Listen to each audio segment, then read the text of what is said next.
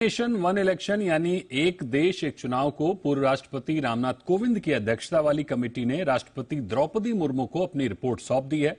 18,626 पन्नों की इस रिपोर्ट से समिति ने क्या क्या सिफारिशें की हैं, ये बताने के लिए दिल्ली से हमारे साथ जुड़ रहे हैं हमारे संवाददाता अभिषेक दुबे। बताइए अभिषेक, क्या कुछ सिफारिशें की गई हैं इसमें? बिल्कुल, देखिए ये समिति बनी थी और 191 दिन तक काम करने के बाद इस समिति ने रिपोर्ट दी है। राष्ट्रपति द्रौपदी मुर्मू के सामने रिपोर्ट सबमिट कर दिया है और इसमें ये कहा गया है कि लोकसभा चुनाव, विधानसभा चुनाव एक साथ करवाए जाएं और लोकसभा और विधानसभा चुनाव के 100 दिन के अंदर निकाय चुनाव भी करवा लिए जाएं, पंचायती चुनाव भी करवा लिया जाए। यानी कि निगम चुनाव और पंचायत के चुनाव जो हैं वो लोकसभा और विधानसभा चुनाव के होने के 100 दिन के भीतर करा लिए जाए। इससे फायदे क्या क्या होंगे ये भी बताया गया है।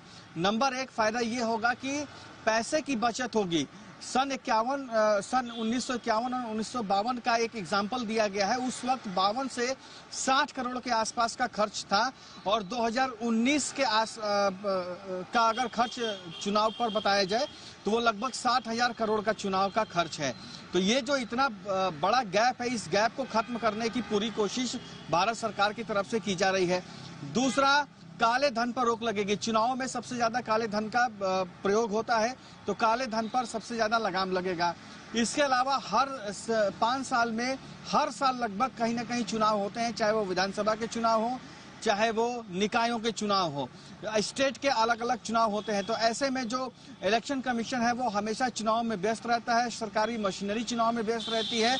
तो उन समय को भी खत्म करना है और उसका यूज करना है लोगों के भलाई के लिए। तो ये जो तमाम चीजें हैं, सबसे ज्यादा फोकस तो है कि पैसे ज्यादा से ज्यादा बचा लेने हैं ताकि जो चुनाव में सबसे ज्यादा पैसे खर्च होते हैं वो बचेंगे।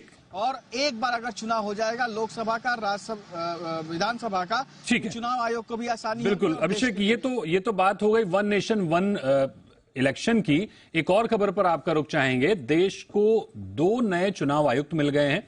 पंजाब कैडर के आईएएस रहे सुखबीर सिंह संधू और केरल कैडर के आईएएस रहे ज्ञानेश कुमार नए इलेक्शन कमिश्नर होंगे। चयन समिति ने इनकी नियुक्ति पर अपनी मोहर लगा दी है। हालांकि पैनल के सदस्य, विपक्ष के नेता और कांग्रेस के सीनियर लीडर अधीर रंजन चौधरी ने चयन प्रक्रिया पर अपनी असहमति जताई है।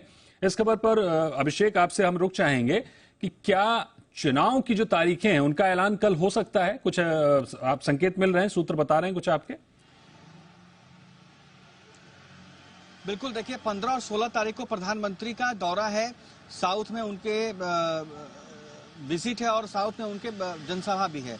तो उम्मीद जताई जा रही है कि 15 और 16 तारीख को हो सकता है कि प्रधानमंत्री की जब जनसभा खत्म हो जाए तो 17 को रविवार है। अमूमन रविवार को ही चुनाव आयोग लगभग 1.5 घंटे 2 घंटे तक पीसी करता है और हर बार ऐसा देखा गया है कि शनिवार या रविवार के दिन ही इलेक्शन कमीशन की पीसी होती है। तो कल 15 और परसों 16 तारीख को प्रधानमंत्री की जनसभा है। हो सकता है कि उस जनसभा के बाद यानी कि 17 तारीख तक चुनाव आयोग घोषणा कर दे चुनावों के। बिल्कुल, इसमें एक और खबर ये बताइए अभिषेक कि इलेक्शन कमिश्नर के नाम पर अधीर रंजन को ऐतराज था। क्यों ऐतराज था? क्या कुछ उनको दिक्कत थी? बिल्कुल, उन्होंने ये बताया कि मुझे जब बुलाया गया था तो उस वक्त मेरे पास जो लिस्ट आई थी वो 212 लोगों की थी। 212 लोगों में से 2 लोगों के नाम को चूज करना था। लेकिन जब मैं वहां पर पहुंचा जहां पर मीटिंग चल रही थी प्रधानमंत्री के आवास पर, तो वहां पर प्रधानमंत्री थे, गृह मंत्री अमित शाह भी वहां पर मौजूद थे और मैं पहुंचा तो मेरे सामने 6 लोगों की लिस्ट रख दी गई।